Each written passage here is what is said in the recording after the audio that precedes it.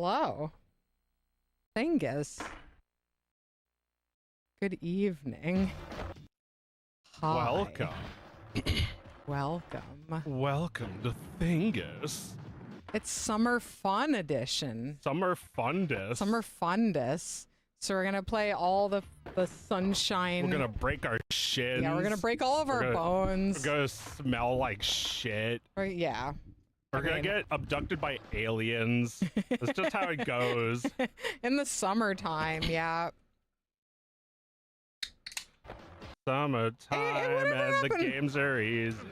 Whatever happened to this guy? What happened to him? Oh, well, like, I'm right here. You're him. I'm him, actually. Yeah, No, you're him. But, like, what happened to him? Well, I'm right in front of you. I'm him. Oh. Yeah, but, like, what have you been up to? Like, wait, you're really him?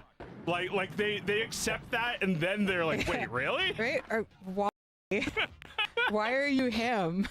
It's like, you're him? Prove it. It's like, well, I look exactly like you're him. Looking I'm at my holding passport. a skateboard. You're holding a skateboard? That doesn't mean anything.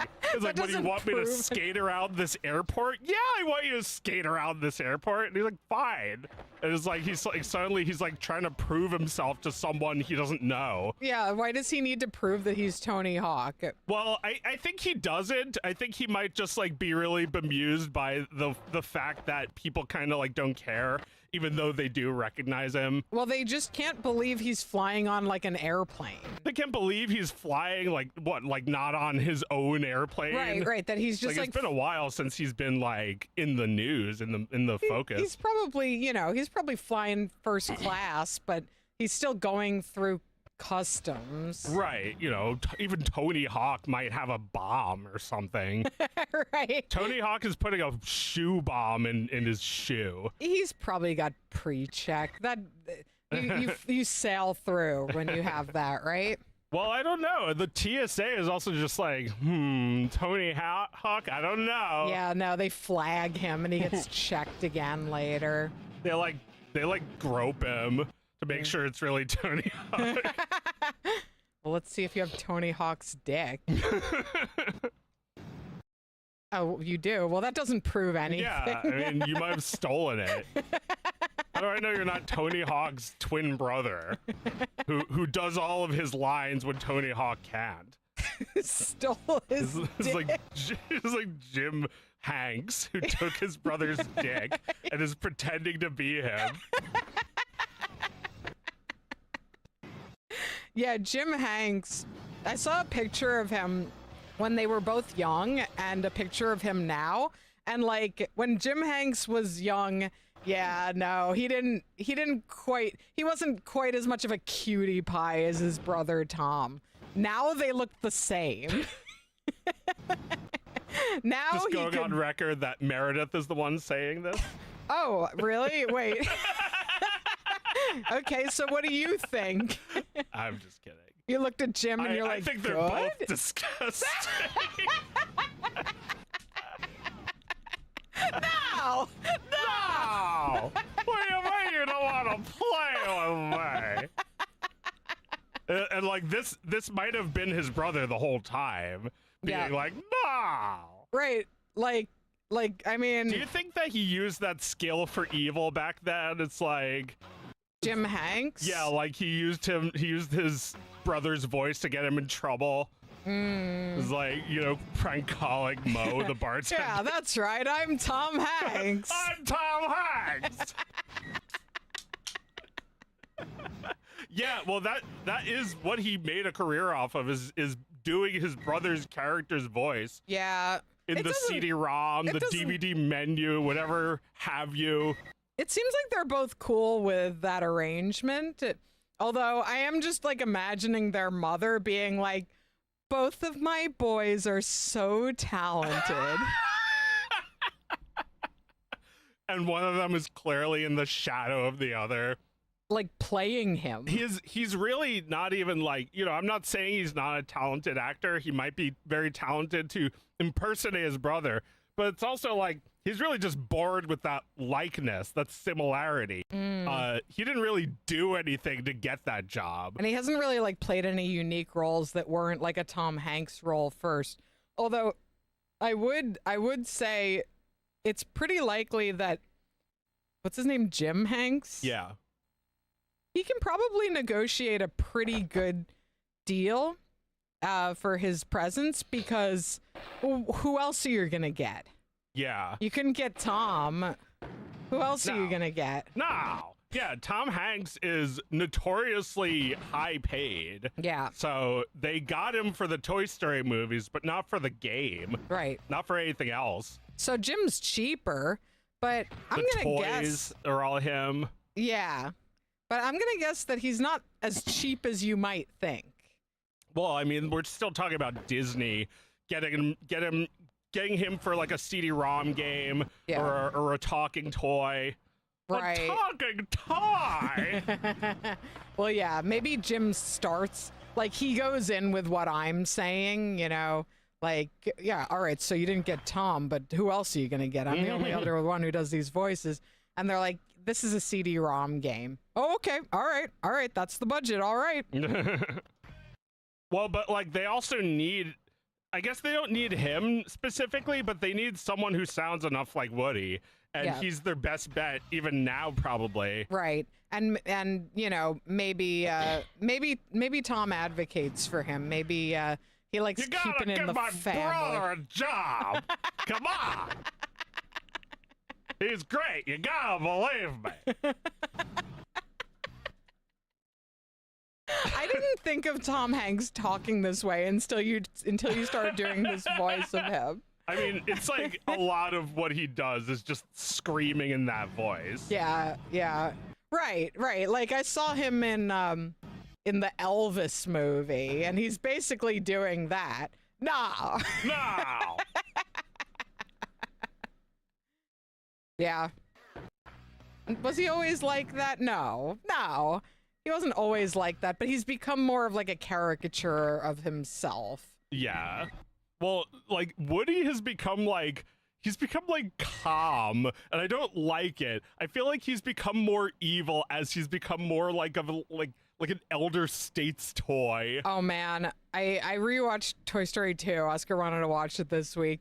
And Woody is such a fucking asshole in that movie. It's so fucking funny. Like when Woody sees his TV show for the first time and his face is like... And then, like, they watch the last episode and Jesse's like, it was canceled. And he's like, whoa, it's a good show. Why'd they cancel it? And then, you know, of course, the other toys see like 5 seconds of Woody's roundup and they think it sucks. Yeah, that part is so funny, where it's like, oh, you guys have to see, they just packed it all up, but there was all this stuff, and like, look at it, see, this is a show, it's a show, and it's like, this is weirding me out. Yeah, they don't like it at all, they don't think it's good. And like, Buzz is just like, what are you talking about? Come on. Yeah, right. Oh man, I appreciated 2 really good bits of acting in that movie, and they're both the fake Buzz. Like the Buzz at the store who still thinks he's a toy. Yeah. Like when they're all leaving and they're like, Buzz, you coming with us? And he's like, oh no, I gotta do some catching up with. And he does this great little shouldery, like looking down hangdog. Yeah.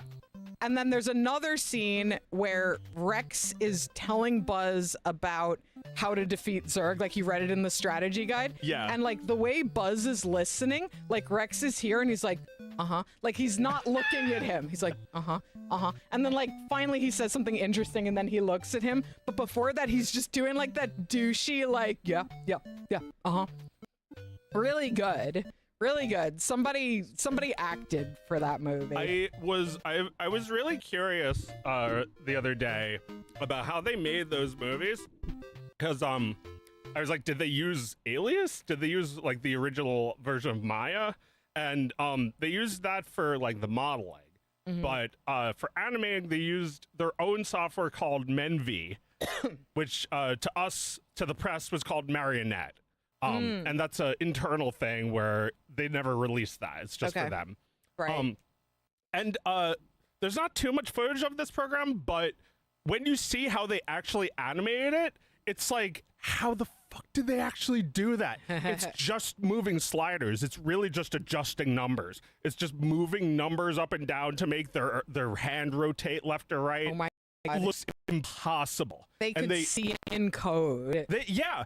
Well, I can imagine how you might do it. You just, like you were saying, you take great reference footage, you act out the scene, and then you do your best to just try and get, the main points, like the main poses, and then just fill it in as you go. But like even that, just like, it must just feel great when you actually accomplish something because it looks so unwieldy. Right. But I think like the more you work that way, the more you're able to anticipate. Like, you know, like when I drew comics for years, I learned how to know how much space the word balloon would take up before I laid out the panel. Yeah. And like, you know, that's like a lot of comic artists will like squish their word balloon into the corner. They'll run out of room. Yeah. But like you do it enough and you can just like see it in your mind's eye. Yeah. And there's so many things like that in the process. I'm sure, you know, when they were coding NES games, they knew what the code was going to look like. Yeah, you can see it in your mind's eye, the little Tetris blocks falling into place. Yeah, you don't need a visual aid for that stuff. Well, yeah, like the software they have now, and you know, like the software that's commercially available is all very convenient compared to that. Like you can do so much stuff more easily. There's stuff that they couldn't even do, like basic shit, like having the face and the model there at the same time. They couldn't do that. But they were also like, this is good because without the face, you're forced to get a better performance with just the body. And then you look at the animation and it was totally worth it. Right. He's not a space ranger! He doesn't do lasers and fly! Like every single line he has to show with his body because of that limitation that they lost, and now it's ruined. No, it's ruined. Well, yeah, you would think that being able to like make things more visually, they would be able to get more artists who are not as computer savvy. Yeah. And then they would benefit from that. But it doesn't seem to have gone that way. No, it's like you can tell when they switched to their new software, Presto. It looks different. Like everything is more expressive, but like a lot more moves a lot more, there's a lot more characters, etc. But like something is wrong. Something is missing. Like it was too easy for them to animate it or something. Right. I don't know if giving them extra work is the idea. I feel like it's just like the thing born from struggle was so worth it. Yeah, they got good. They got good instead of complaining. We're drinking this. I'm sure it was a fucking nightmare though. It was probably very inconvenient, but it was also like no one's ever done any of this before, so this is actually very convenient that we can do this. You know? They appreciated it. Well, yeah, you get one undo. It's better than zero undos. Oh my God, one undo for you real? Get one undo. That's the first movie. One undo. God and then they continued using that software until 2012. So I don't know exactly how much they changed it. They probably made it a little easier to use. I'm sure the one undo thing wasn't forever. But when they overhauled it, it's like they left behind like the creative process too or something. Yeah. They like speed ran Disney's like 60 years of great movies. Like they did it in 10. Yeah. Well, I guess that's just like technology speeds up. We keep moving past technologies faster and faster. Right. I was downstairs. I offered Joe a Dr. Brown's, and it was like if he was Batman with his hand on my neck.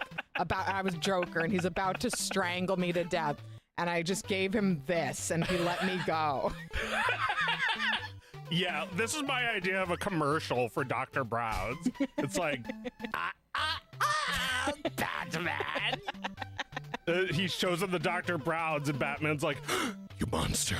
And, enjoys the Dr. Brown's while the Joker gets away. Just like the song. Yeah. Yeah, there should be lyrics about drinking a nice cold Dr. Brown's. Brown's. Right, we should be singing it in the summertime, like the summer version of Batman Smells. Is that what it's called? Batman, you know, I know it's a Christmas song, but Batman never smells worse than in the summer. Right, right. It's hot. If anybody would like to write the summer version of Jingle Bells Batman Smells, where he drinks a can of Dr. Brown's and Joker gets away. So I want to move on because I'm really bad at this game, but before I do, I just wanted to show the save files. Look how Arker. old. Arker. Old? That's our brother. That's so old. That's so old. We haven't lived with our brother for 30 years. This really is like the same save file from 35 years ago. Yeah. Or something. 30 years ago. I was probably like 7. Mm-hmm. And you know, I couldn't get past this part in the game and I still can't. Mm-hmm. So it's still waiting. Yeah, it's still there. Still waiting, Murpy. Yeah, Murpy, that's me. Murpy. These games just fucking remember.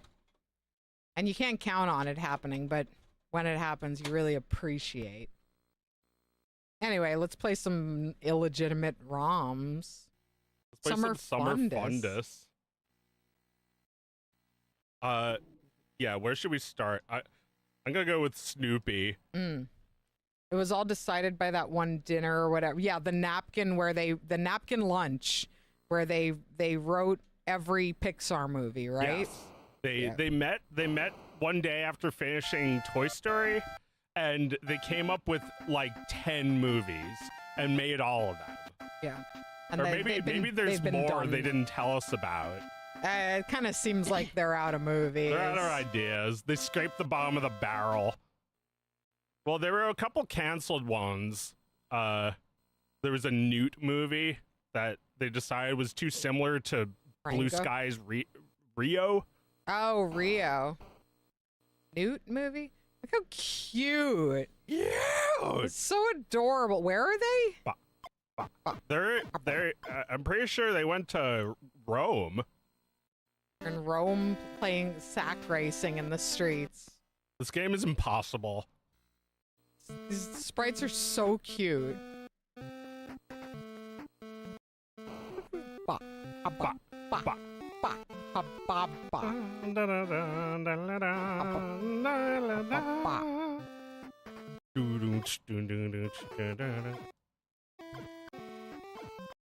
Oh, Snoopy's cousin. Yeah, they're what?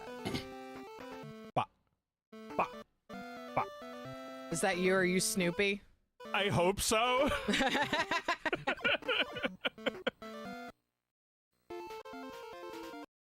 Cute. Yeah, this game is strange. It's brings you back to the menu screen every single time you play a mini game. It's just like that's the whole game. There's no campaign. Nice. The hardest one is the pole vaulting. Right. Yeah, yeah, it just starts over. This one's also really fuckist. Yeah, this is in Rome. No! Does it just start over? Oh, he's sad. No. Okay, if I press you have to press the directional. Yeah. I see. You have to swirl it around. Gotcha. Cute animation. Very believably like Charles Schultz drawings. Yeah. Charles Schultz was alive when they were making this game. Oh, that's interesting. Well, like this game is not even really a Snoopy game. It's a mod. It's like a I don't know the exact reason, but there's licensing reasons.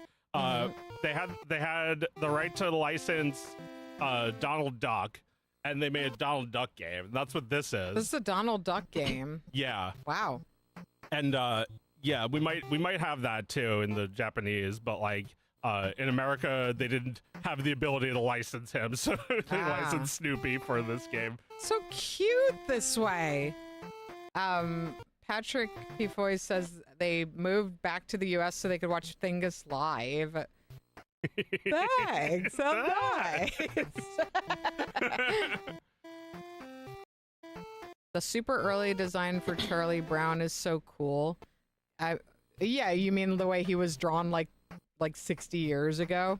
Yeah, he's cute. They're all so adorable in those old little booklets. They've got a lot of appeal in those early comics. Yeah, they're all very smooth and streamlined, and I think as Charles Schultz got older, his wrist got a little shakier, and he kind of allowed it to make the characters look a little bit more trembly. And then, like, oddly, that kind of became the look everybody is familiar with. Yeah. But those early drawings are so cute. Like Snoopy, the early Snoopy is adorable. He looks more like an actual beagle. Yeah. With big black ears. And he was a puppy. He's really cute. Yeah. No, wait, no. And Linus is a baby. Fly egg. I love it. You get to see the drawing. Do you die if you fly? You're like penalized. The game won't start.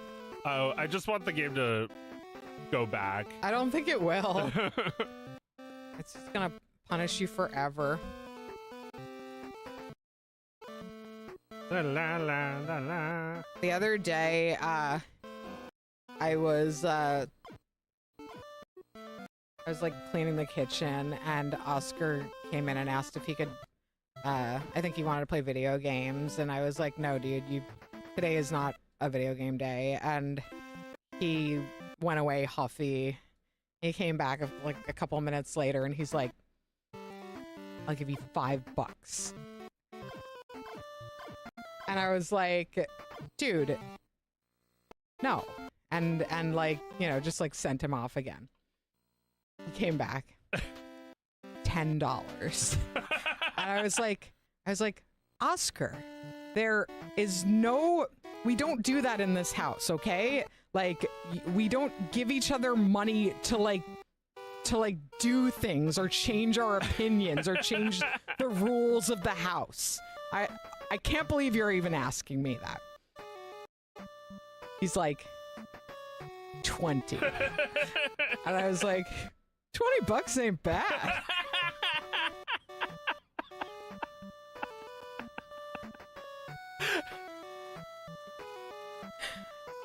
I said no, but I was also like, man.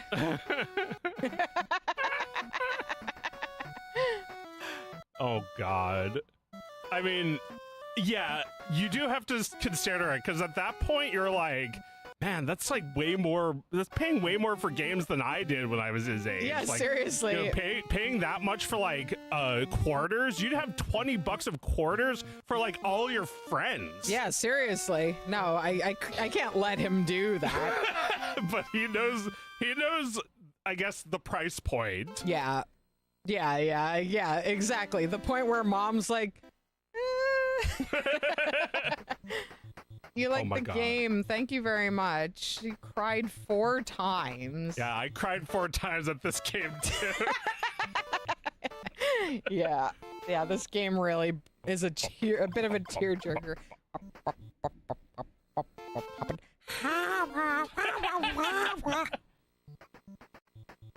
Oh right, not this. This is a different song. This one's similar but different.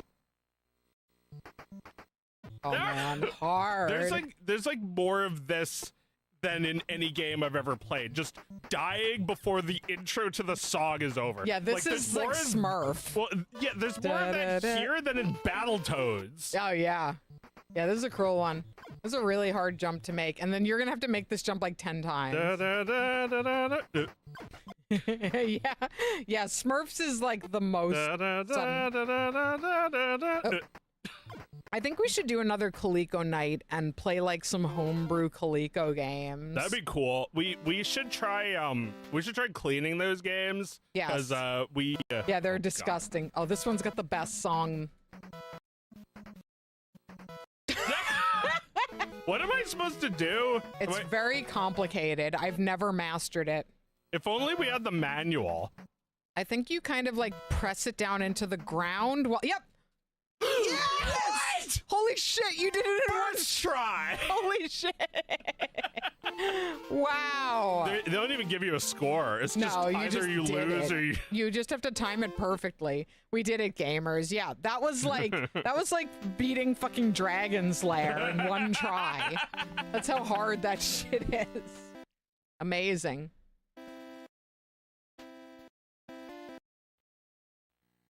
Cute game. I love how Snoopy opens his mouth so much. Bah. Bah. Da, da, da, da, da, da, da. Are these games we played as kids, or do we try random old games? We do a bit of each. We play a lot of games that we played as kids, but there's also just like, you know, we'll check out weird shit that we heard about. You know, like we play a lot of retro consoles. Once in a while we emulate games, but for the most part we play games on the original hardware. And that means, you know, we've played most of this shit. But We didn't play this game. No, we did didn't. not. I think we rented it one time. Non-customers.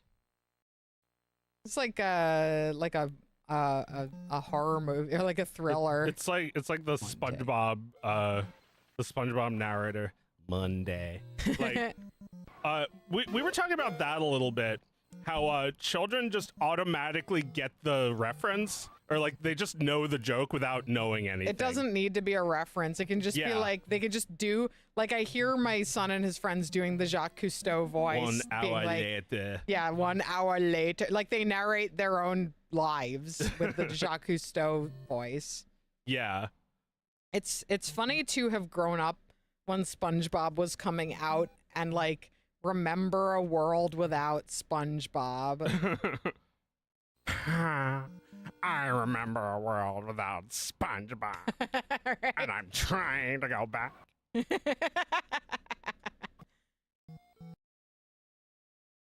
Sorry, were the red houses my non-customers? I think they're your non-custom. I have no idea if I'm doing anything right here. Paperboy. Yeah. Spreading paper joy. This game must be made from experience. Somebody was a Yeah. paper boy in real life. Yeah, and they're remembering, like, they're traumatized by the memory of it. All the dogs that would chase them, and like the fire-breathing dragons that would kill them and like shoot fire at them. And all the ways for adults to be pissed off at you. Some guy in a fucking recumbent bicycle. Excuse me, I'm trying to drive my recumbent bicycle. Oh, you rented Super Paperboy and it was unplayable? I can't remember if we ever played Super Paperboy either. Mm. Oh no, they canceled! No! Well, you know, papers are circling the drain anyway. Yeah, exactly. You guys, you know, just read it on your iPad. Yeah. Yeah, don't be mad at me for rain. It rained. It's just something that happens. Also, I threw it in the gutter. Look at that old fucking car. Yeah. Yeah, like, these are the non-customers that are constantly fucking me up. They were so mad at you that they painted their house? Yeah. Yeah, the whole block is non-customers now. Yeah. They all painted their houses and trained their dogs to attack me. And the natural disasters that attack me are just allowed. They're allowed. Paperboy dies. So yeah, like I'm a paper boy. I spent my whole summer throwing papers into the garbage, and I got paid nothing. Or like maybe I got paid enough to you know fix that window I broke because I was playing, because I'm like a boy. It's Monday again. What is the age difference between us? I'm 4 years older than Joe. Yeah, although I feel like Meredith is 8 years ahead of me in most ways. Like, you know, whenever I have like a life-changing epiphany, Meredith's had it like, I don't know, 6 to 8 years before be like, me. Oh yeah, I remember. I remember that one. I remember. I remember. But yeah, like I was thinking lately that that making art is just about the process, and then I told that to Meredith, and she said that like the end result, the art, is a waste product of the process. And that was like a 1-2 punch for me to be like, art's about the process, and then art's the waste. What? The product is no one cares. And it's like, it's all about you being alive and making it. That's why when you look at great art, you can see the life in it. Yeah.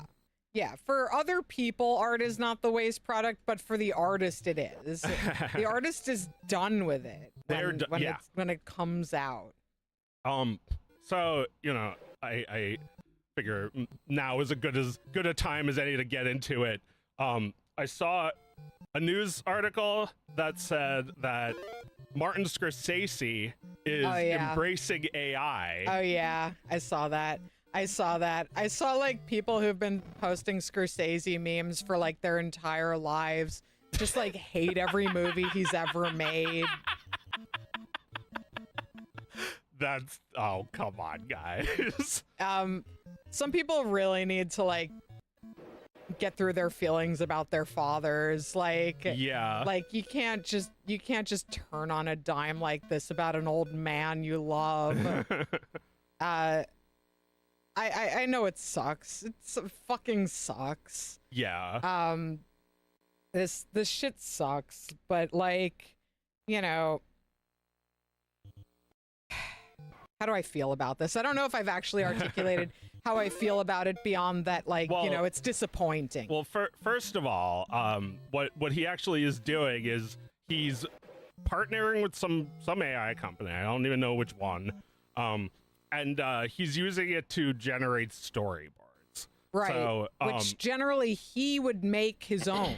Yeah. For his movies. So I think it's a bad idea. Yeah. I think, you know, I think like my sense is that when these old auteur directors finally, you know, the AI finally gets their hooks into them, it's because they've been convinced that with the limited time they have left, it will allow them to make more movies than they're afraid they're going to be able to make in the rest of their lives.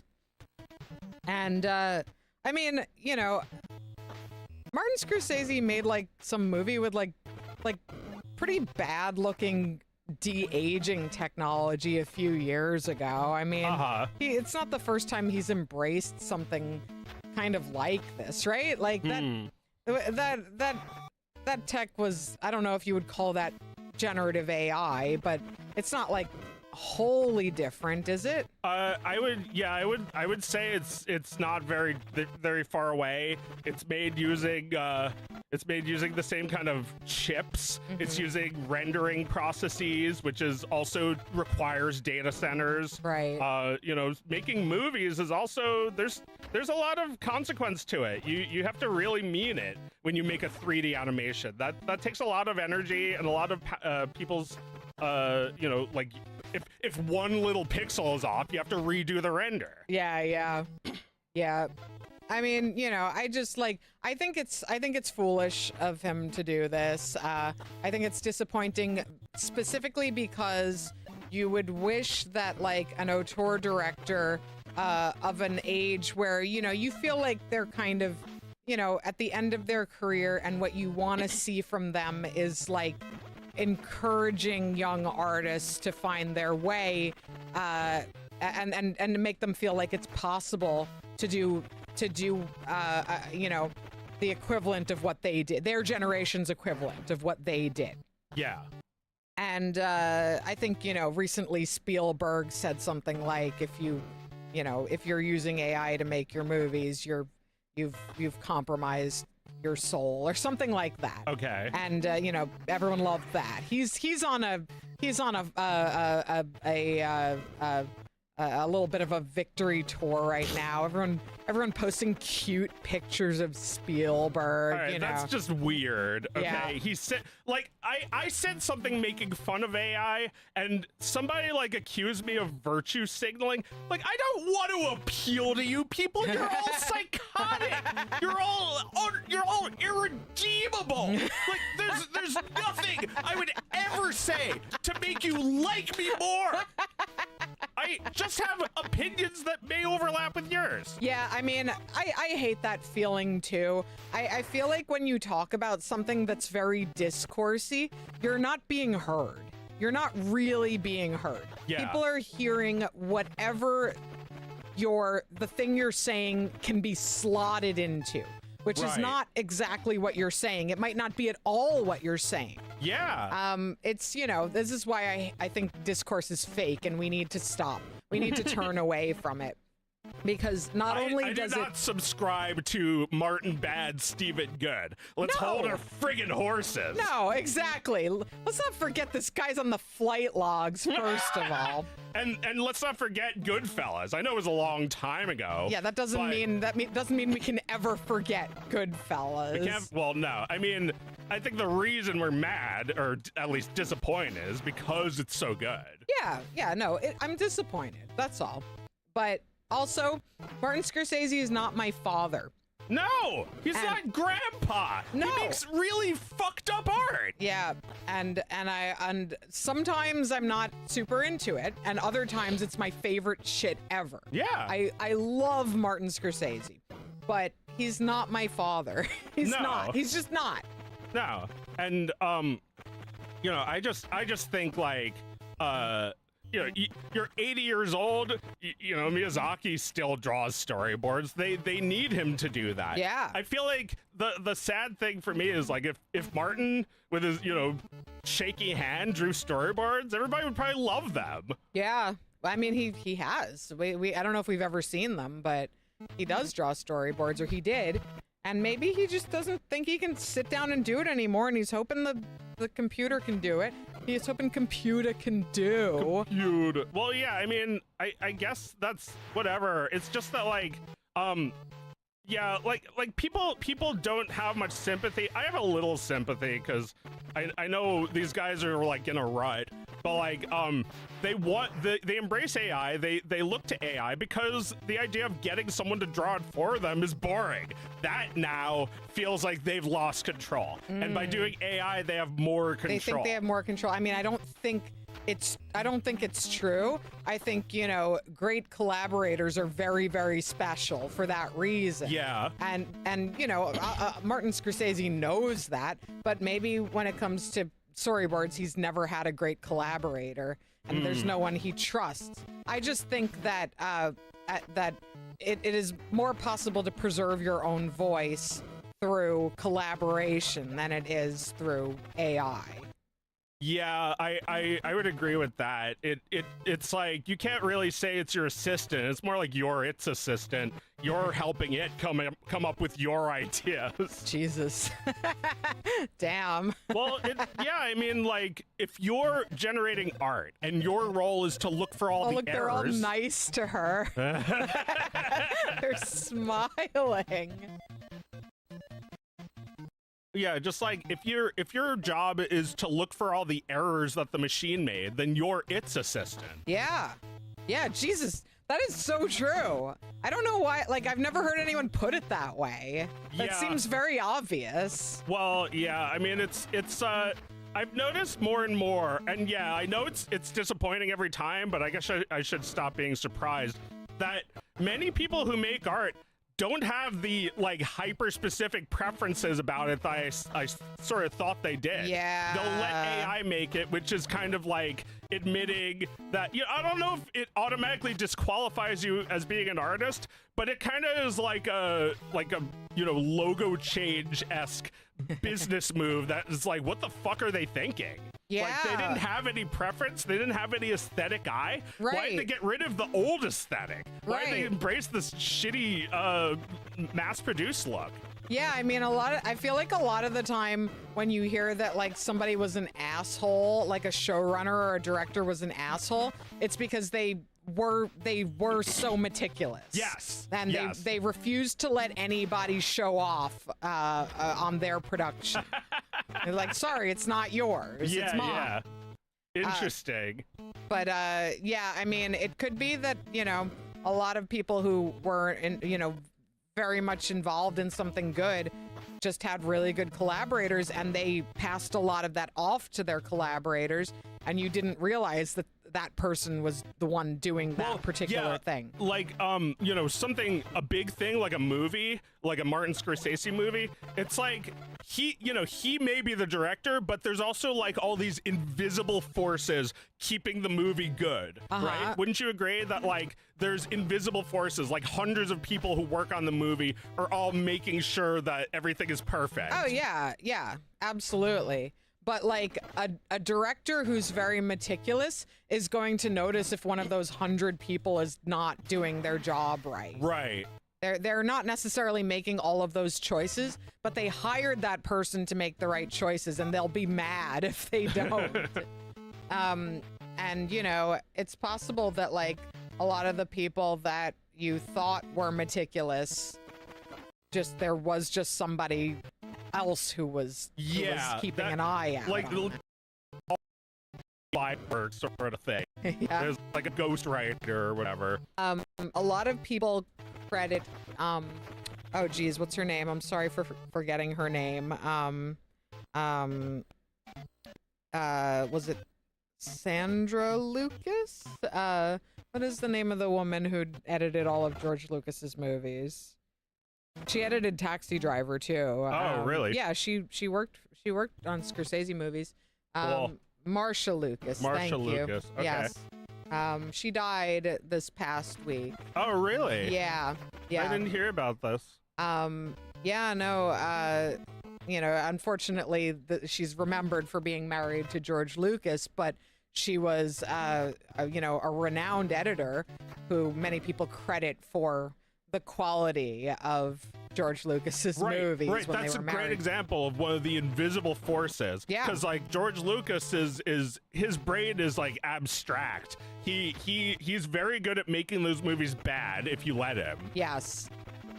Somebody once asked her in an interview if it disturbed her to work on such violent movies. Yeah. And she said, Marty's movies aren't violent until I edit them. Oh God. So she died and then he went to AI like immediately? I don't no, she wasn't still editing his movies. I think she retired some years ago. Right. But yeah. Do men ever get asked stuff like that? No, yeah, I know. I know. She is not fully appreciated in her time, but hopefully she will get her due. People. I saw a lot of people eulogizing her this week. But yeah, I mean that is a real, very important invisible hand. The editor of a film, like every movie you've ever seen. Every Harry Potter book you finish. Right. They were all like 50 times longer, and somebody cut them into the shape of what you know. Right. And there, like with Toy Story, there was a lot of just like bad stuff that they left on the cutting room floor forever. Mm-hmm. That it was just like, I can't believe this was the movie before. Right. You could have such an incoherent. Had to make the bad version first. Yeah, you do have to make the bad version first. That's why process is so important, because everything needs to develop like from this primordial soup and become ugly first before you refine it. It needs to be carved from the marble. Yeah. It's like with like Miyazaki's storyboards, it's like they all rely on him. They need him even in his 80s. They need him to do those storyboards. Right. And some of them are rough. Some of them are gorgeous. Some of them are full color. Well, I was watching Nausicaa with Oscar the other day. He's finally old enough for like movies with like a little blood and bug guts and stuff. And Nausicaa is like one of my favorite movies ever. And I was reading about how it was made in 9 months for the equivalent of $1 million. Wow. And I was like, how the fuck is that possible? But then I realized that, That is the same game. I mean, it's still impressive that it was made so quickly and so cheaply, but Miyazaki was drawing the Nausicaa comic before it was turned into a film, and he essentially did all of the pre-production work himself. Like, the entire world was created by him, and essentially storyboarded. Like the movie had to take like a slightly different direction because I don't think the comic was finished, so they had to change the story a bit. But there's so many of the scenes in that movie are just direct recreations of the comics he drew. Yeah. Fully rendered, fully thought out ideas. So not that makes it any less impressive that they made a movie so quickly and so cheaply, but he had the entire thing visualized. So fucking cool. Scary. Now, is this the movie where you're the dinosaur? Is this the movie where you're the dinosaur or the person? I don't know. I guess we'll find out. Oh, look how DNA. sick. Cool. That is awesome. Yeah. That looks great. Yeah, that looks really good. You imagine they used unpaid interns? I don't imagine anyone was paid well. I think what I read was that they were paid by the frame, which sounds... They're following you. Yeah. Clever girl. She's cute. I don't have any weapons, I guess. Ah! No. Yeah, they were paid by the frame. What's that? Oh, for every frame. Per drawing of the movie. Mm. They were probably not paid well. Yeah. No, I doubt it. I'm sure even like the most skilled animators were paid pretty low. Yeah. Yeah. But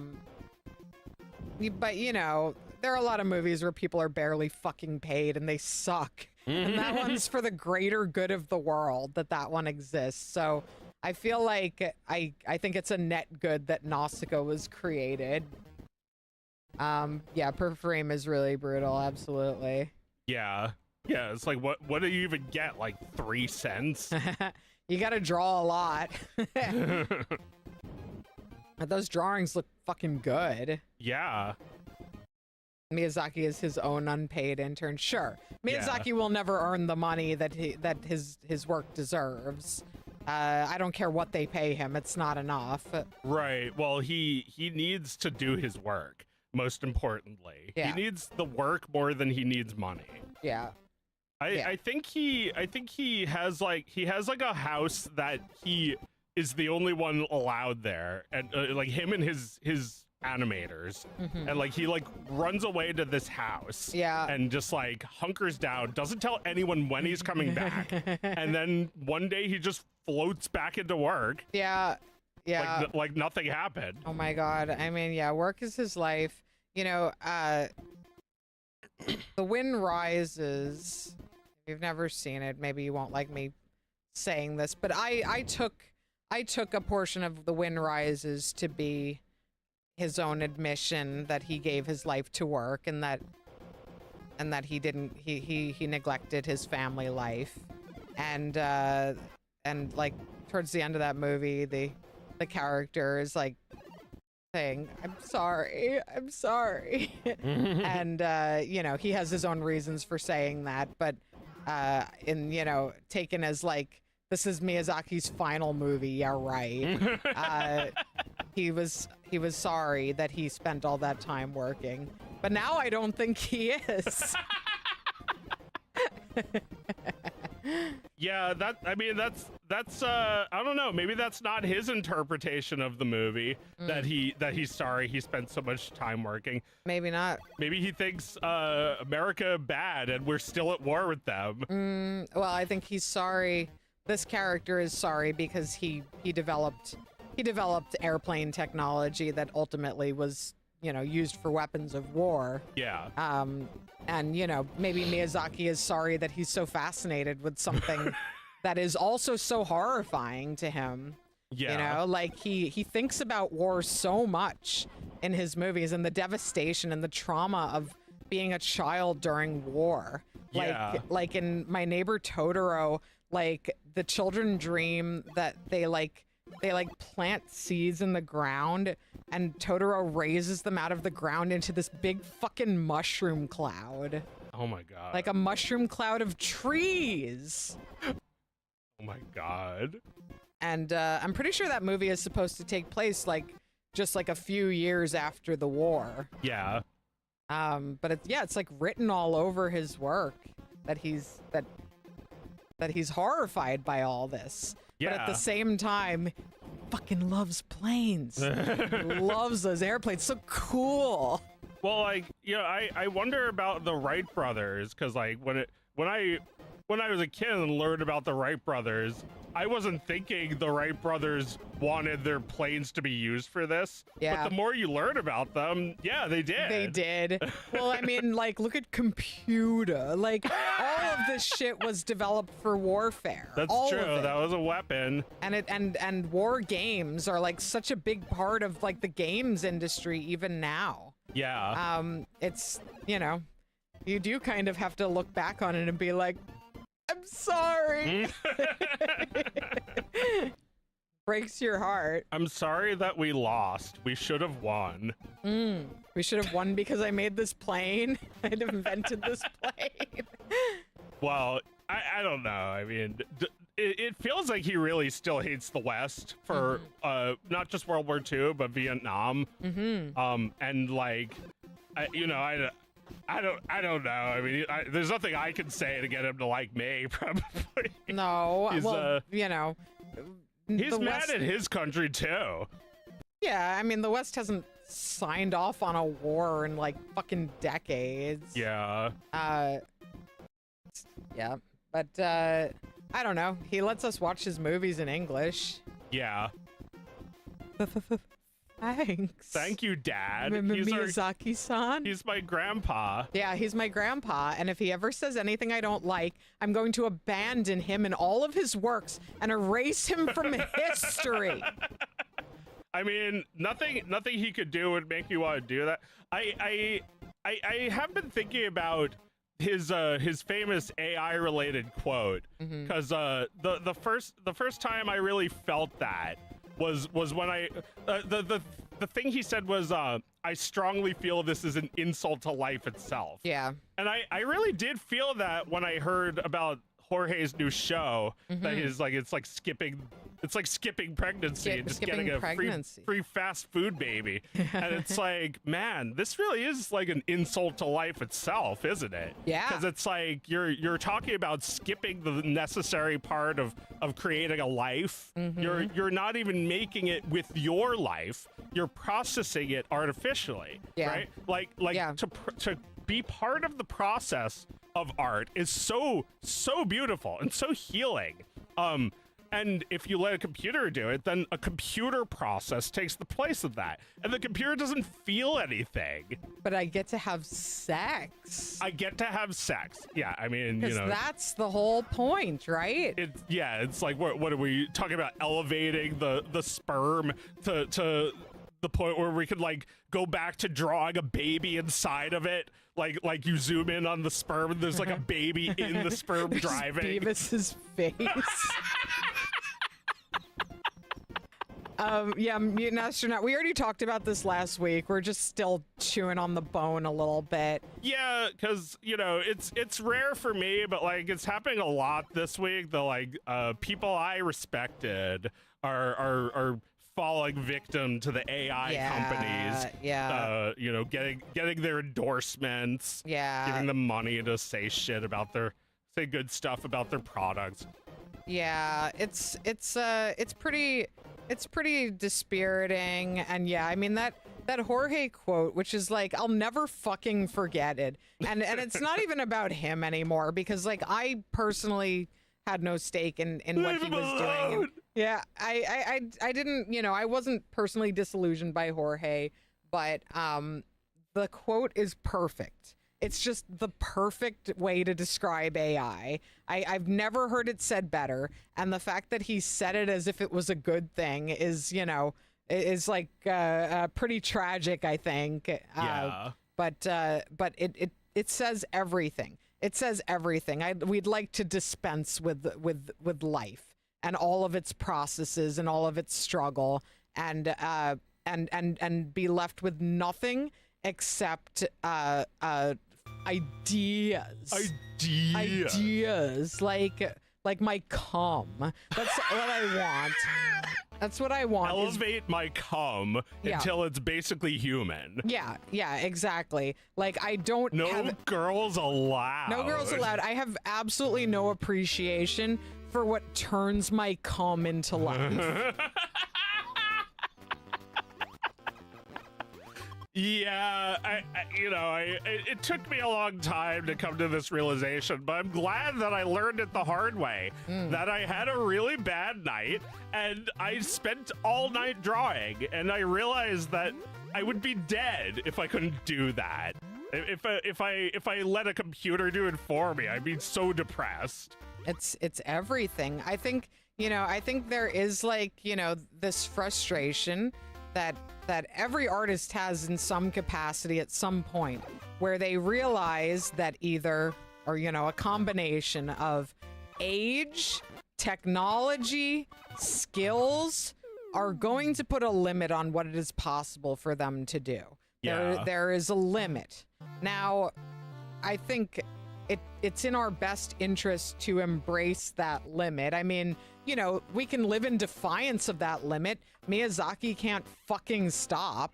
And, I would love to be able to be unable to stop, Like that would Charles Schultz with his shaky hand didn't stop. Yeah, just no like excuses. Like, a life well lived is a life lived in defiance of death.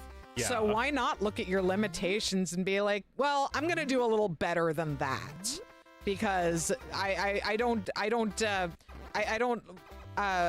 want to give in to that. I refuse to give in to that. I think I can do more than that. And that should be what satisfies you. And frankly, you're going to die unsatisfied because you should. Because the alternative is that you never fucking made anything. Yeah. So, like, I don't know. I hope I can still be a fucking brain in the jar like Roger Ebert, like typing with the one finger he had left at the end of his life, still typing fucking brilliance. Yeah. That would make me happy. To know that I did that, and to know that that's what I left behind, was every last drop of my effort. And, I can't change the fact that I'm going to die without doing everything I wanted to do. That's the magic word, I think, is like people kind of don't get this, right? Like, effort is not the whole point, right? That's not automatically makes it real art. I feel like you can put a lot of effort into something and it can still be like data driven. It could still be formula, and it could still be a tool for capital. Yeah. Yeah, no, not everyone wields it to tell the truth, to say what is in their soul. Some people just wield it to be technically proficient. And I don't know, maybe that satisfies them, or maybe it's just a job. But it's not the same thing as like what I'm talking about. Yeah, no, it's like if you watch like a Pixar short that's like they invented this for this, and it's like that's the only thing that's interesting about it. It's not like it's really just a tech demo. Right. And that is interesting, but there's only so many times I can watch a dish run away with a spoon from Pixar's Forks. The dish shatters into a million pieces. Wow, impressive. Look at all the particles. Yeah, there's only so impressive that can be before it's like, well, yeah, but like, do you guys have another story? No? You're just like,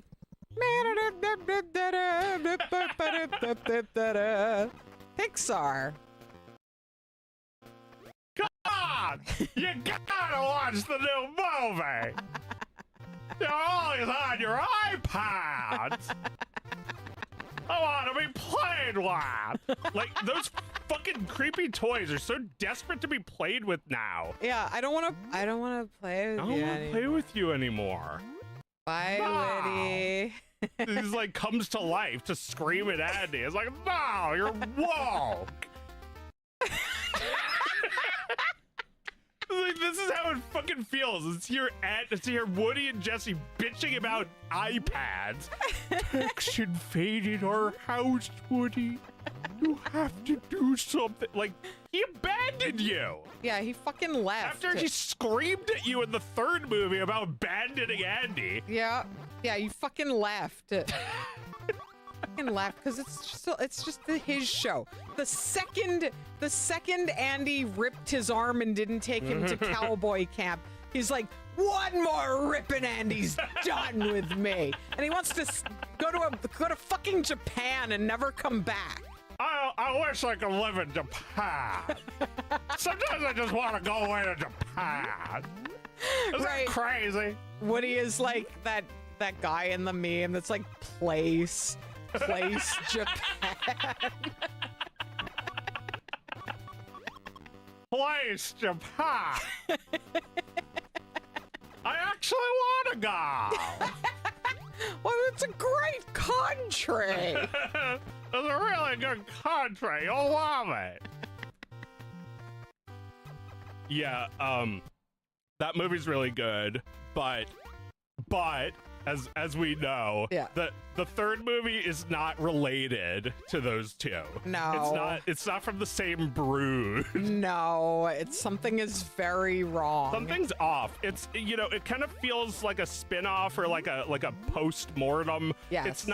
It's not really like a trilogy as they have you believe. No, well, especially now that they've continued it. We gotta complete the second trilogy. Oh my god. What was I gonna say? Got the fourth movie. The third movie. Oh, man. Oh no, I like, the more I think about it, the more I think you're right. That at some point, I don't know if it's gonna be in Toy Story 5 or Toy Story 6, but at some point, Woody is going to come back into Andy's possession. I think you're absolutely right. Because that would make me mad. Because it would be the most infuriating decision they could make. The biggest betrayal you can imagine. It would just be so stupid. They're definitely going to do it.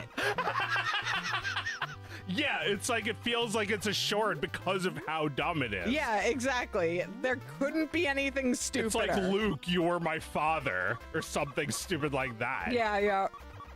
I love how you're playing Metroid. This is a summer game. Or wait, hang on. Let me make it summarier. Oh right. Yeah, she needs to be wearing a bathing suit.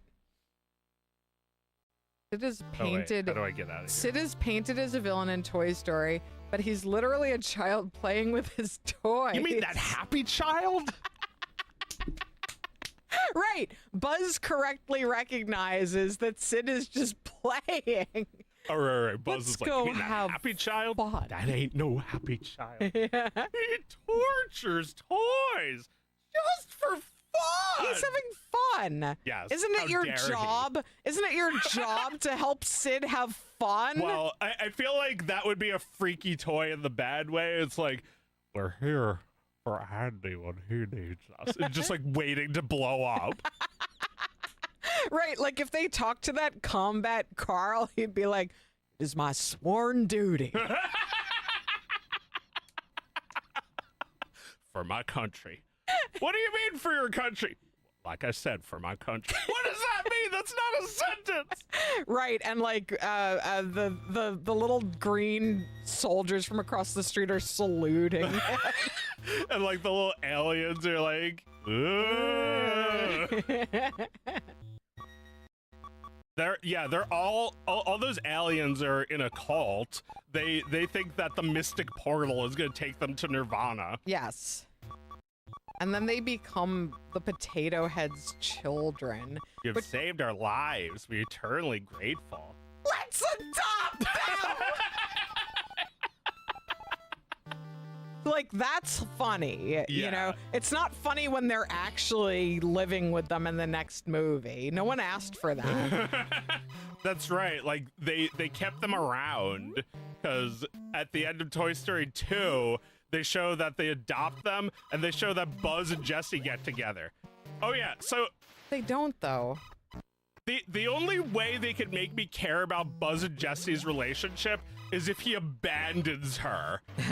Well, the relationship's never in danger, but the relationship's never anything, because in the next movie, years have gone by and he hasn't fucked her yet. Like,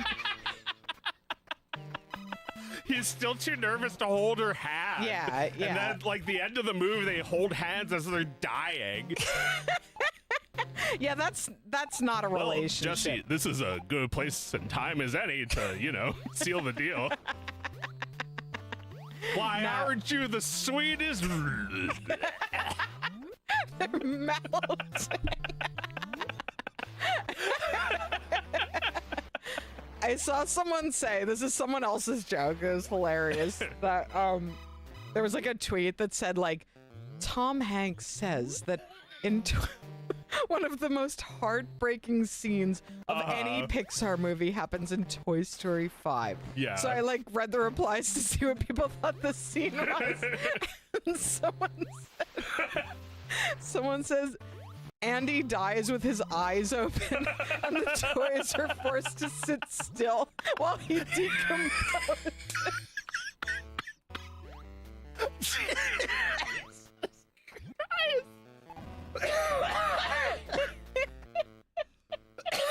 I also had one. I said, Woody buries himself with Andy, and only 100 years later, he's dug up by a friendly grave robbing robot, Rob E, who puts him in a museum. Woody steals one of Andy's teeth, draws Andy's face on it, and talks to him like he's Wilson. Andy, no! Holy shit. Holy shit. And the movie treats it like it's a good thing. They treat it like it's heartwarming.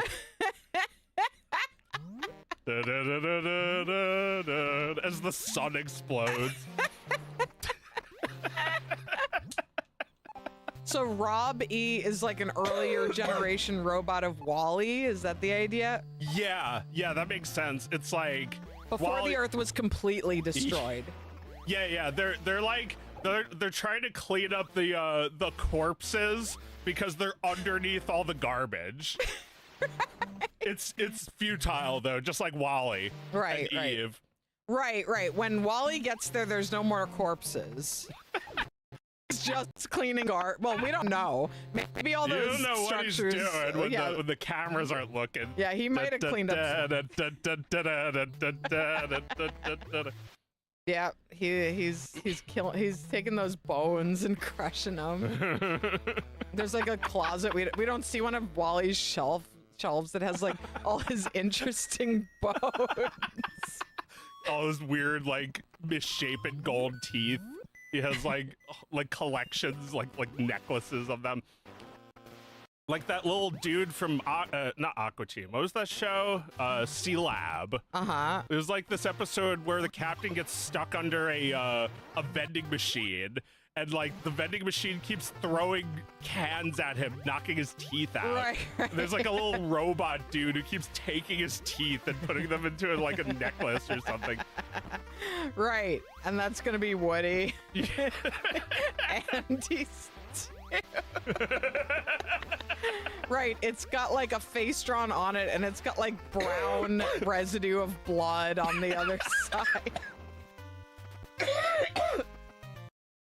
The fucked. I mean, anything they do would feel like that.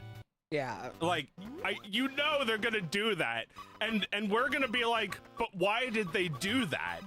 You know, they show like older Andy smiling at Woody, being like, oh, I used to have one just like this, and Woody winks at him, and then he has a heart attack and dies.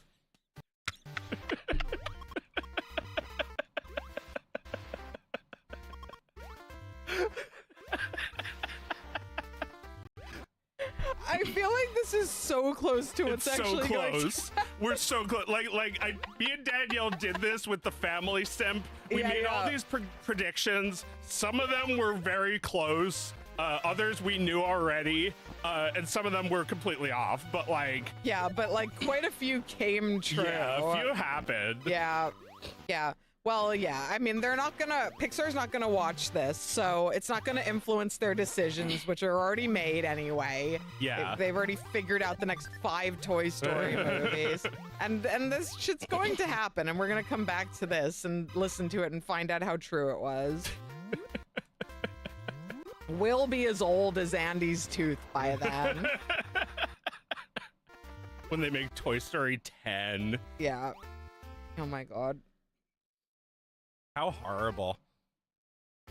But it's better than AI, right? Made by humans.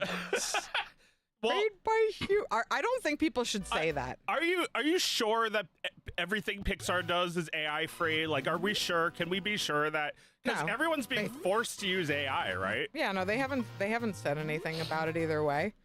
But I don't think we should say made by humans. No. Made without AI. I don't think we should say that. No, because I might use AI.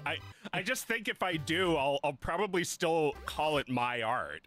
I'm not gonna let it do it for me. I mean, even if we don't use it, like Right. I wouldn't say that. I would like to communicate in some way that my art is like really from me, but I'm not gonna put a Nintendo seal on it either. That's just one way. Well, this is a seal of quality that didn't exist a few years ago. So I'm just going to continue operating without putting the word AI on my work That's at a good all. point. You shouldn't even mention it. Don't even put it in people's minds. They'll just start wondering if you're lying. Yeah, or just thinking about AI when I want them to be thinking about my work. Well, yeah, they're thinking about you, not the work. Yeah. That's too many artists make this mistake. They think it's all about the product. People are looking to replace their Harry Potter collection with your woke fantasy. They just do it if it's good. Right. Make a woke fantasy that's better than Harry Potter, and people will just do it.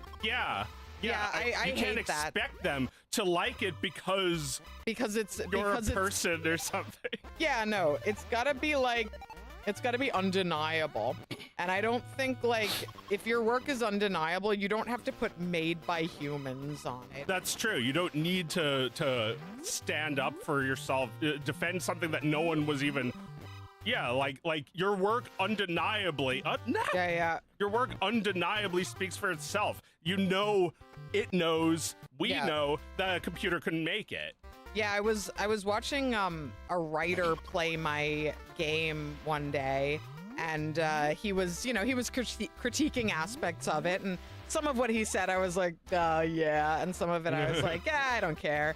And he criticized my overuse of hyphens in places. And one of his chatters was like, made AI, and he was like, no shot.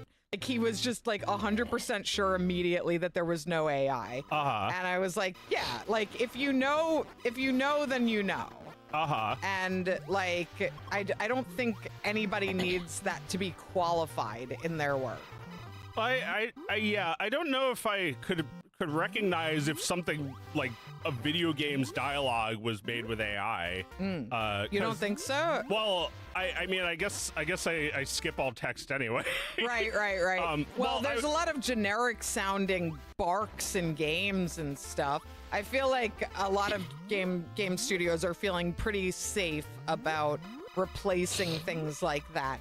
And I feel like, there a lot of anti-AI conversation is about, like, you can't replace barks with AI because that's just going to be that's just going to be a slippery slope of like what's acceptable to replace. Sorry, barks? Yeah, like when you're like walking around and some guy's like, my wife died, and you just keep walking.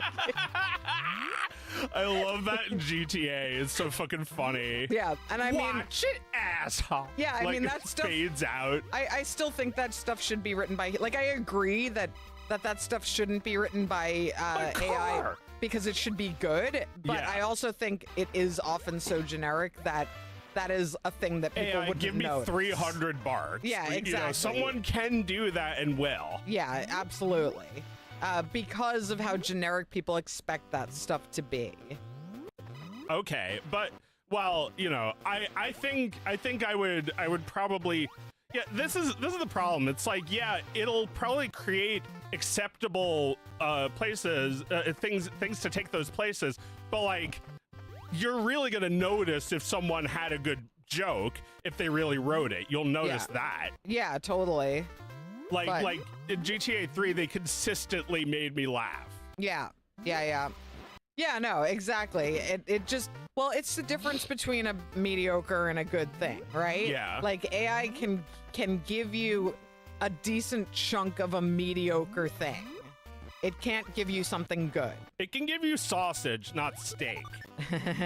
It'll give you something that's ground out and made up of pieces, Right. but not something that was grown in one piece. Right. So like if it's good, I mean, you know, that's all it is, right? If it's good enough and if all you need it to be is good enough, then yeah, you're going to make things with AI and you're going to get away with it. Yeah, you know, Jorge was like, everybody's using AI and nobody knows. It's like, yeah, we know. We can tell. We can tell because most things suck.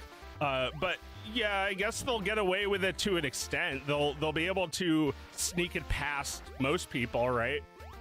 I mean, I think because there is such a mediocre baseline to like the media that we've been seeing over the last few years, like Netflix and Amazon is just slop content.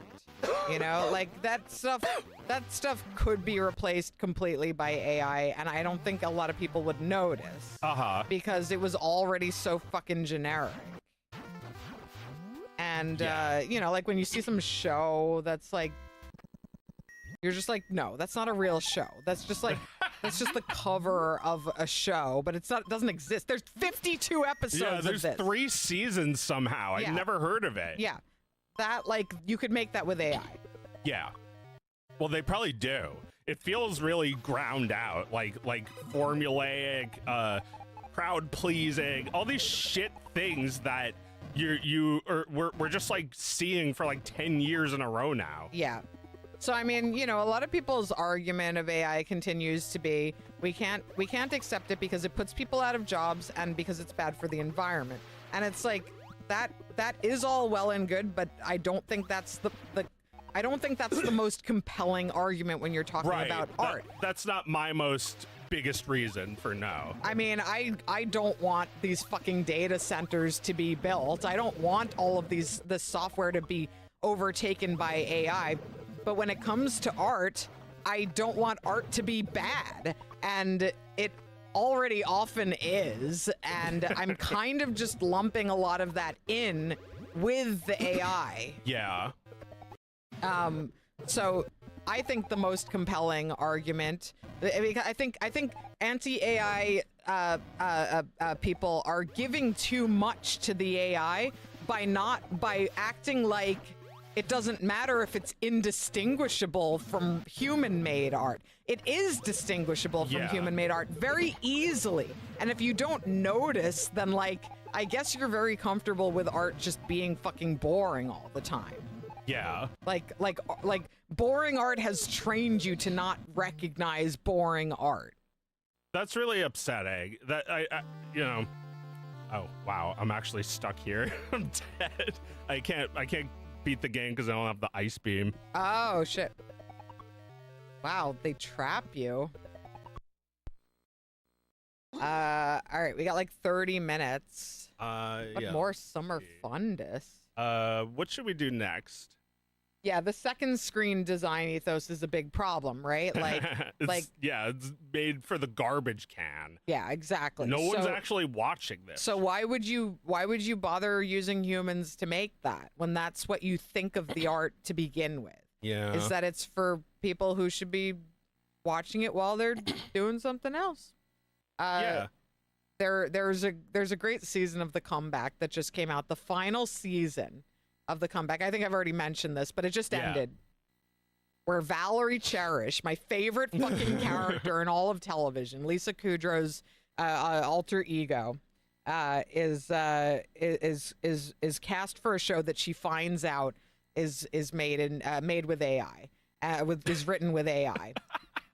After seasons of Valerie suffering under the fucking writers that she has to work with, humiliated by the writers, Valerie is then asked to be on a writerless show, and she needs to like decide how she feels about it, and like in the meantime she's finding out how everybody else in the industry feels about it, and she's kind of forced into a viewpoint. By the end of the season, she needs to decide what the right thing to do is. I think it's really good. I think you should watch all of The Comeback before you watch the third season, because it's kind of a little bit of closure to the entire series. Season 1 is so fantastic. They're all fantastic. Please enjoy. Just tell them Meredith sent you. Good show. This is my comeback. This is my the second take, she's even more deranged about it. Yeah. It's real good. It's about the humiliation of living, of working in Hollywood and aging and like. How do I play? I don't know. Oh, here we go. Like, seems like you figured out how to play the Japanese games quicker. One season every 10 years. So every 10 years, it kind of talks about the current state of TV. The first season's about reality TV. She's always making a reality doc subsequently. She's making a reality TV show about her comeback on a sitcom, like a classic sitcom, in the first season, and then nobody knows who she is, so yeah. it's only a comeback to her, right? And these people making her show, right? All these like new people are here now, and they don't remember her or care who she was. She was it. She used to be on a show, a sitcom in the 90s called I'm It. And she's not it anymore. And everyone she's on the show with is young and hot, and she's old, pathetic, and sassy. So fucking good. And she tries to control. Meredith explains every season of this show. I'm sorry. I love it so much. She tries to control the reality show that's being made about her comeback. She tries to be in control of it, and she can't be in control of this. It's impossible, and it's humiliating. It's so fucking funny and good. And then in the second season, she's making a gritty HBO drama, and in the third season, an AI TV show. In case you don't get a chance, you love the scene where Mara gets really high. Oh, I'm glad you liked it. It was fun. I feel like I kept asking Joe, like, how can I make her look higher? And That's right. Joe said, I need to make the camera below her. Like, the point of view needs to be coming up on her like she's in the sky. Yeah. I said that you need to make her look like I don't know how that even worked, but like it just works. It like it's like it makes her look more high somehow. Yeah, she's lost. Like the camera can't follow her because she's up there, you know. And she's looking in that direction. Like there's like movement in this direction that the camera is having trouble following. It puts you off guard. Yeah. There's something about it that because I did a few drawings of her high, and I landed on one where the camera was below her. The dog. This is Paperboy 2? Yeah. Oh. Hey, they really upped the graphics in this one. Yeah, there's like monsters that shoot fire. There's like cannons. It's Artie's house. Yeah. There's a moat and cannons. Welcome to Boston. The one guy said the new Mario movie may as well be made by AI. Yeah, I agree. The poster probably was using AI because, like, I looked at Jorge's like Chihuahua movie poster, and like I and my stream chat all sort of agreed it's using AI or maybe even entirely AI. I couldn't quite tell. I wasn't familiar enough with his art style to really. Well, his art style's there, but like I feel like the composition is very generated. Like maybe somebody painted it, but they also got the computer to do the groundwork. Right, guys. Right. That's not what you do. No, you can't. No, you can't let it make the executive decisions like that. It doesn't know what makes somebody look higher. Like it doesn't know what makes something pop. And it's like, you know, it's impressive what it does know, but in the same way as like a bird, it's like a parrot. Wow, yeah. it captured that. The lamb. The lamb. Yeah, like what are you gonna put the parrot in the driver's seat? Yeah, no, I agree that the Mario movie could have been made with AI, and like, you know, like from an ethical standpoint, the fact that it's made by humans, I don't think is much reassuring. It's not great. I kind of wish it was fully AI, because why are people working? I mean, that's one thing. I guess there are people who want to work on this movie. They probably kill each other so they can work on it and not someone else. Yeah, but they're making something generic. They're making something that scrapes 40 years of ideas and like mashes it together into like this like highly rendered soup. It's so fuckus. I hate it. It makes me very angry that those movies do so well. Yeah. It makes me very angry. Now we can blow up the earth.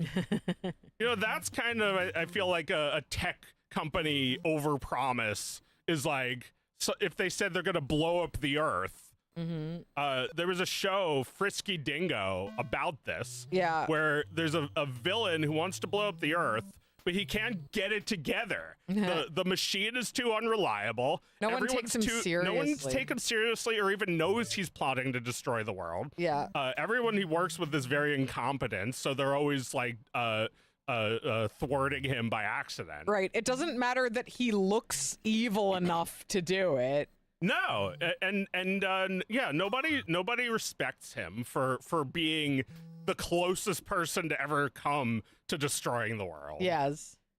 Right. So yeah, no, I thought that was funny. That I loved that show when I was in college, but now I'm looking at it and seeing it as like, wow, you could really make a satire of stuff today with these jokes about like this evil bad guy who is really just lying to us like every other tech company. Yes.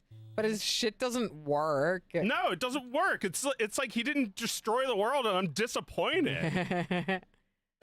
ATV says the Mario movie is humans taking AI's job. That's good. Yeah. Well, because like people definitely are like, oh, I want to work on that. I want to animate Mario's mustache. Yeah, I want to put wart in the movie. Yeah, I bet everyone who works on this movie besides me has never heard of wart. Nobody's fucking heard of wart. Well, like all you 23-year-olds have never heard of wart. Yeah. And never will, because they don't even say his name. Say his name. You know, Oscar is gonna play that game eventually. Get to the end. Yeah. But until then, I'm not telling him who that frog is, because I don't want to. I want to ruin the actual good thing, the game that he's gonna play someday. Yeah. Are we done with AI? Do you want to talk about the GitHub token thing? Oh, right. Yeah. So I saw that, and you know, I'm not gonna be like, oh, here it comes, the bubble burst. Yeah, no, like the little Ed Zitrons, not even like the actual guy, but like the little ones that budded off from him. and are just like, today's the day. So yeah, I'm not saying that, but I am saying, oh hey, check it out. They're actually forcing users to bear the cost of AI, which is interesting because I've been saying this, that if people had to pay for it themselves, they'd be like, what the fuck? Right. And then I saw that Reddit thread. I was like, well, that's a little cathartic. People are like, what the fuck? Yeah, they're like, what the fuck? I mean, you know, should pay for it. You should pay for it in your electric bill. You should see how much it costs. If Americans had to pay for their gas and beef and corn, they'd be pretty fucking mad too. Yeah, but gas and beef and corn have more of a utility than AI, which you know, I always say, like, you know, use AI if you need to, but please never thank AI. It's just a waste of energy to thank something that's not alive. Right. And it's literally a waste of energy, as we found out. They're like saying in the Reddit thread, hey, I thanked my AI and it took up all my tokens. It took up like 4% of his monthly usage to thank AI. Yeah, he was like, cheers, pal. So that shows you how much AI compute power is being wasted on people talking to it. Right. Yeah, you shouldn't treat it like it's a person who needs to be thanked. I know that's just like no one thinks about it. They're just like, holy shit, it worked. Thank you so much. Yeah. Like, yeah, you would probably say that to a person. I mean, I got a robo vacuum a couple of weeks ago, and I thank that fucker all the time. Well, yeah. Why don't you just say thank you out loud to your AI? It's the same. Yeah, exactly. You're typing it. Stupid. Well, yeah, I mean, it feels rude, but it's not live. You tell it, how do I do this? And it gives you the solution, and then suddenly it's like, okay, how do I do this? It's like, you don't have to be polite. Yeah. Just ask it another question immediately. More, yeah. It's not gonna not answer it because you didn't, because you weren't polite. Yeah, I do think that this does represent possibly a breakdown of like, you know, it limits the future of AI because these companies are bleeding money and people are not willing to pay what they're actually costing. But you know, regardless, there's not a single politician who doesn't support the building of these fucking data centers. There are not many citizens who support the data centers. Yeah. But every politician is gung-ho about giving tax incentives to these companies to build these massive fucking data centers that won't even get filled with stuff because there's no hardware available. So Mark Zuckerberg could fail again. Yeah. Could have another massive failure. Yeah. And just, he's having fun. Just like pollute the fucking water of more towns in America. This guy who's spying on your daughter is building data centers in your backyard. Yeah, this creep. Disgusting pervert. He's been Facebook stalking girls for decades. Yeah. Like, these guys are allowed to fuck up 1 million times a lifetime. Yeah. Just because they made a few dollars for investors. Yeah. A long time ago. Long time ago. Yeah, 15 years ago. Yeah. We're done with Facebook. You don't exist anymore. Except they do because they've got Insta. Yes, that's true. Insta is still a website, but you know, every time someone links to that shit, I just give up because they make it too hard to look at it without logging in. There was apparently some horrible data breach because people figured out how to ask the Meta AI to give them the login, and they did. They did, yeah, because you let your fucking AI control the kernel. What are you doing? Yeah, that's so. Well, they don't know how to fix it because they coded it too. So it's just in there now. Yeah. It's like you know how popcorn works? Inside of a kernel there's a tiny bit of water, and that water boiling causes the corn to invert when it gets really hot. Yeah. So like they're just like a poison drop inside of your popcorn kernel that could pop out whenever you're not expecting it. Yeah. And you're not going to be expecting it because you don't know what fucking code you're putting in the first place. Well, yeah. I mean, you know, if you're using AI to code your game, whatever, If you're using it to code infrastructure, like what the fuck are you doing? Yeah, no, that's so stupid. And to become dependent on that is so stupid. And I think it does make me feel a little like maybe when people realize that that is so expensive to do, and that there are so many examples of it not fucking working, of it ruining infrastructure. Or yeah, like with Blue Sky or whatever, just like making an app unusable. Yeah. Somebody was saying rsync is an old app that got an update that broke it. Yeah, unfortunately, the open source community is suffering terribly from this right now. Yeah. It's a good summer game. Yeah. You know, open source is great. Blender is open source, and they were criticized recently for accepting donations from an AI company. You know, they needed to tell people we're not implementing AI into any versions of Blender. We're accepting their money, but not as much as we would have, because you guys are mad. Right. Right. And you know, basically they have some implementations with their AI to Blender, but I haven't used it. I haven't really thought of what I'd use it for, so I might not use it. I don't really like Blender for that reason.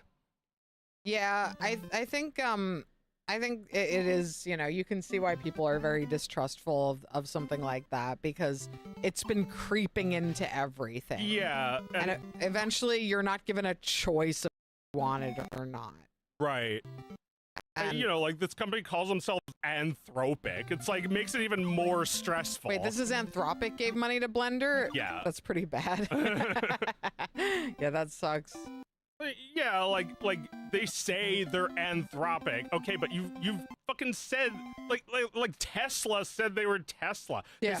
They said remember what's his name? Remember Nikola what is his Tesla? name? Not him. Remember Edison? Yeah. Remember Edison bad? Well, we're calling ourselves Tesla because Tesla good. Yeah, because Tesla, who died feeding pigeons on a park bench, was good. Yeah. He was good because we're like that. Yeah. We're indie. We're the same as you. Yeah. We're better, actually. We're more indie than you are. Holy shit. But yeah, Blender is still free. You can still use the old versions, which are still good.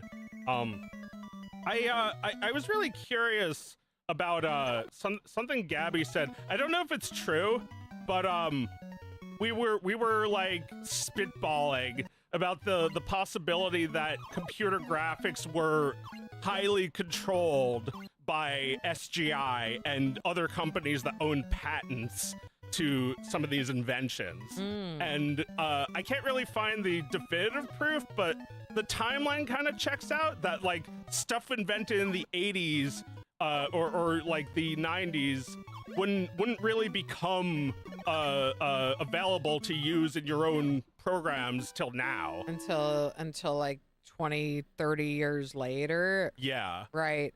Yeah, no, it's compelling. You haven't found any other information about that? Well, I found that Vulkan, you know, the computer the computer graphics language it's recent. It's like from 2016 or 18 or something. And I was reading that like they were afraid to put certain certain code into their program because it wasn't copyrighted, it was patented. And in 2018 they finally felt like they could do it. And that kind of checks out when I think about how much computer graphics have improved since then. Like Vulkan is incredible, and it just didn't used to exist a few years ago. Is that like Vulkan shaders and shit? Yeah. When I see Steam talking about that. Yeah, Steam loads Vulkan shaders, and Vulkan is like I think it's like a new library that was made specifically for multi-threaded CPUs like Switch, which would have multiple cores running at once, and that lets them do more advanced stuff with less power. I see. So that's just like, that's something that pretty recently has become like common enough that you can see it on different platforms, which would then and potentially open source stuff as well. which would then potentially destroy the need for consoles, because it flattens out games into like, being available on every system, which means that PC is the dominant system. It does seem like we're kind of getting to that point now where console is going to stop being a thing. The cost of hardware is so high.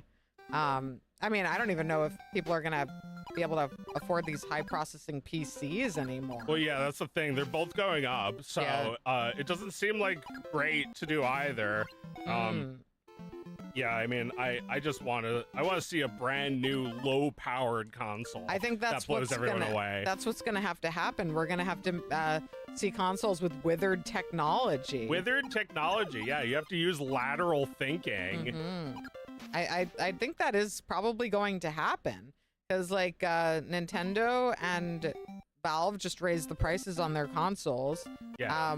Nintendo maybe by about $50 for like the Switch and the Switch Lite. And wow. Valve raised their price by significantly more. It's like $200. How much is the Steam Deck now? It's like $850. It's crazy. Man. Yeah. Yeah, that's a you were lot. thinking of getting one?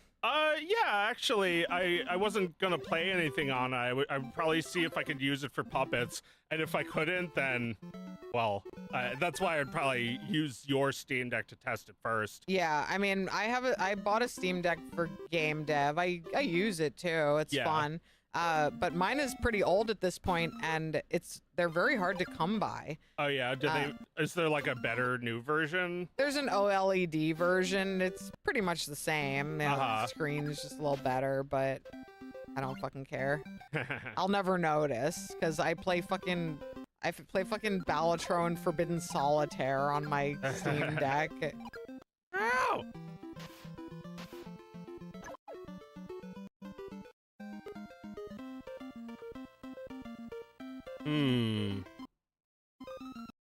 Yeah, they were already expensive and hard to buy, and now they're just too much. Yeah. You might have people going back to old consoles, or you could buy the N64 for cheap. Right. And with, enough time, the restrictions on developing for them have been worked around. I mean, that's like the main appeal of like NES and Game Boy, right?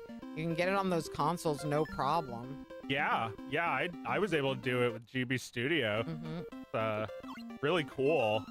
That like, something that Nintendo effectively forgot about is still serving me. Yeah. I mean, I think we're not totally there yet, because there's still a delay between the time of like mass layoffs in the game industry and rising costs, and like the games that are going to be released over the next few years, when those things were not really in full effect. But at some point there is going to be a year where the releases are like, oh, nothing expensive is being made right now. It's nothing but shitty little indie, low graphical fidelity games, low budget games. And I look forward to that day. I mean, this year is insane. I was looking at a calendar, and there's like 10 like massive AAA titles coming out in September. Yeah. They're all trying to get ahead of GTA 6, which, mark my word, is not coming out in November, which means it's not coming out in 2026. It's not. fucking crazy. I think if you're scheduling your game around GTA 6's release. Yeah, don't be silly. People will still play your game, right? Yeah. Well, you know, I saw people saying, I feel like I kind of agree with this, that like all these games are set to release before GTA 6, and it means that like a smaller game, like a smaller indie game, has a decent opportunity to release at the same time as GTA 6 and be a little bit of counter programming. Yeah. Like go for it, man. Because everyone else is clearing the way. Yeah, you don't know that I want to play GTA 6 as soon as it's out. Yeah. I mean, you know, I don't think it helped me very much that I released a game like the same week as Elden Ring. But then, you know, I acknowledged that, and it did get people's attention when I did. Just to be like, you could play this fucking Chad Elden Ring, or you can play the Virgin Perfect Tides and have lots of fun with a shitty little game instead. And you know, quite a few people took me up on that. Game Japan. Yeah. Yeah, exactly. Game Japan.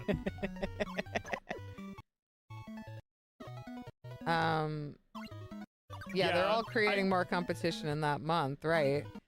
Sorry, go ahead. I don't know. I mean, I'm not. I don't think anyone can know, actually. Right. Like, is there such thing as the competition? I mean, if you're really hyper focused on that first day, then maybe. But I do think that like there are other days. There's like trillions of days that happen after the first day. Yeah. Every dog has his day. Every dog finds a way. Yeah, even me. Maybe my game will find its audience. Why don't you release it on the same day as GTA 6? Well, that'll be waiting for forever. Yeah, no. But I mean, you know, you don't need. No, I don't think you need to wait for a good time to release your game. I don't think so. I think there's just too many people playing on Steam and whatever, and like, you know, the games press doesn't really amount for much compared to, you know, the possibility of your game going viral, or just, you know, getting a boost from the Steam algorithm in some way. That holds so much more promise. Like, you know, I reposted my Perfect Tides like station to station trailer. All I added was the little Nintendo Switch at the beginning. Click. Yeah. And that video got a boost from the algo. I'm not sure why, but a lot of people discovered that video and got really into Japan. it. Yeah, exactly. Right? Suddenly the game is Japan. Yeah. But yeah, you never know where that's going to come from. You never know where the virality is going to be. So, you know, counting on being like reviewed on release day on Kotaku, like that's just not as important as you know, the million other ways that you could get attention. Yeah. Yeah, I mean, I don't know, a news outlet and like a tweet that gets a bunch of retweets are the same, or at least they both operate the same way. Right, you might get a few hundred wish lists from a tweet that gets like a decent amount of traction, and that's what you would get from a news outlet covering you. You would get a few hundred wish lists at best from people who read that website. You need Donkey to review your game or some shit. Yeah, I mean, that's a big one. Yeah, Perfect Tides. It's the perfect crime. Yeah, a lot of people really depend on streamers to play their games, which I don't think really works for my game. I'm glad streamers are playing it, but the streaming the game kind of reveals the story of the game, which means I don't think a lot of people who are watching those streams are like going out and buying the game. But well, yeah, they're probably, it's probably like you have to like take it or leave it, because it's like most people are using this to avoid playing the game themselves. Right. They're just like listening to somebody's feedback, seeing if they have anything funny to report about the game. Yeah. And then, choosing not to buy it. Because there's not a lot of game feel to a narrative game. It's more like you're just trying to make the story unfold. And if the streamer's doing that for you, I mean, I'm sure a lot of people, they'll watch the first chapter of a streamer playing it and then they'll get the game themselves. That does happen. Yeah. But, I don't rely solely on any of this. I just, I relied on it for so many things. You just kind of have to rely on like a million different things. Like one of them pops off every once in a while. And that's really like all you can hope for. Right. You don't it's like you can be like, oh man, I wish I could have it now. But it's like, all right, so do you not want it later? Yeah. It's like getting mad because a stock you didn't buy did really well. Right. I could have been rich. Well, with people that do KFC. people do think about games that way, and I try to encourage them not to. But what the fuck do I matter? Like I say this all the time that like gamers became box office dorks, where Tom Sharpling had this character on The Best Show like 20 years ago, Gary the Squirrel. It's like Tom asks Gary if he's seen a movie, and he's like, I haven't seen it. Made $3 million at the box office, and that's all Gary cares about. All he cares about, and like that's everyone now. 500 concurrent plays. What a failure. What a flop.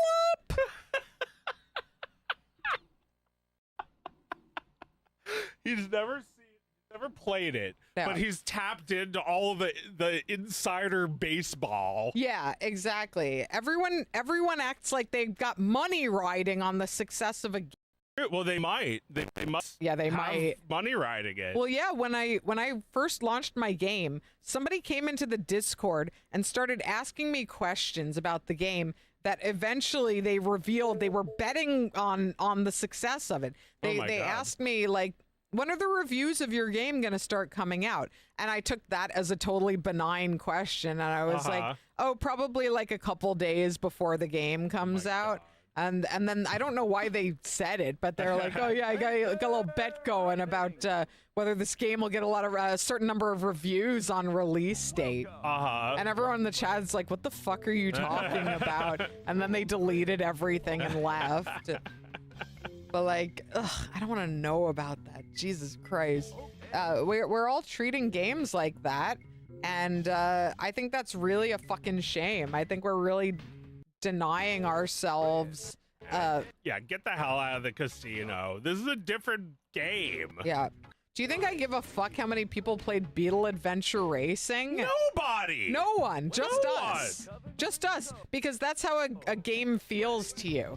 I mean, people play games for like the social component. They want to talk about it at the same time as everybody else. Yeah. But like, a lot of the time, I will talk about this game anytime. I mean, this game, like, you just want to experience it. Like, and that's a lot of games where the experience of playing by yourself or intimately with people in your home or your friends is unique and can't be replicated and can't even really be discussed. You just have to do it. Yeah. You just have to do it and then ask for forgiveness. Yeah. You just have to do it, and then ask for forgiveness. Yeah, who said that? Hitler, right? You said it was Barack Obama. Ask for forgiveness, not permission. I love the Volkswagen and the Autobahn. Yeah, this is a unique little game. Little sponsored content, but yeah. I'll forgive it. It's a cute game. We were all feeling the little beetle at the time. And we were totally feeling almond break. Yeah, right? Yeah, some good stuff. Little beetles racing around the world. And you know, if you could go on Steam and see how many people were currently in game, it would probably be like, I don't know, not very much, but more than you think, like 12. Yeah, and you know what? That's enough for a party. If 12 people are playing my game at once, I'm like, cool. Yeah, it's like, wow, it seems like a lot. When you tell me how much money you get every day for your game, it sounds like a lot. Well, yeah, you know, I've said like that my games don't make much money, but now that I have 2, they make what I would consider a pretty viable amount. It took a while. You have to have 2. Yeah. if your it's game like that with videos. Yeah, with books, with just about anything, you gotta stick around long enough, which is not easy to do. You have to stick around long enough making very little before they start to compound on each other. Yeah. And you get to make passive income off of your previous work. And that's how you get rich, for real. Or at least how you justify continuing it. Like, if I'm gonna keep making video games, which no promises, I haven't decided. I might do it again, Jack. I might be president again. But if I did, I would be able to look at this and be like, this is obviously a winning strategy. You make one game that people don't consider forgettable, and then you make another, and then people keep playing those games for years without thinking about the success or failure or the hype around it. They just play it because their friends said it's good. Yeah. And they'll get to it when they get to it. And if you have enough people that interested in playing your games, you can make a few, and eventually the games will make the money back. Yeah. It just takes a long time. You have to mean it. Yeah. By making a second game just to justify the first, like, holy hell. Yeah, right? You've been at work. Yeah, exactly. You have to really want to make the games. It's just incidental that they've compounded into a decent number of sales. Yeah. It's not my motivation for making them. I think my motivation was much more stubborn and foolhardy. I just wanted to make more. I had more to say. Yeah. And that's the only way it can be, because you have to have something to say. Otherwise, everyone's going to be like, oh, you just made a fucking sequel so you could make more money off of the first game. So, yeah, I recommend that strategy. Make 2 good games. Make a second game that's equally good. Yeah. Good luck. Begin. That's 10:30, so I think that's what we've got for This Thingus game did tonight. not need a sequel, though. No. You can just come back to this and chew on this bone forever. Why can't you go that way? Why are there other games besides Volkswagen Racing? Yeah, we gotta do something about that. All these degenerate games.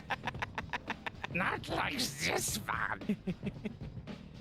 The good game. The Guten game. Where can you see my games? Well, I have 2 games on Steam. You can get them on itch too. And one of them now is on Nintendo Switch. They're all called Perfect Tides. The sequel is called Perfect Tides Station to Station. You can play them in any order you want. And yeah, you can find them on those platforms. And then Joe has a game that we have seen it, but I think you're People planning. are only going to play it when it costs something. Right. It's gonna get a wider release soon.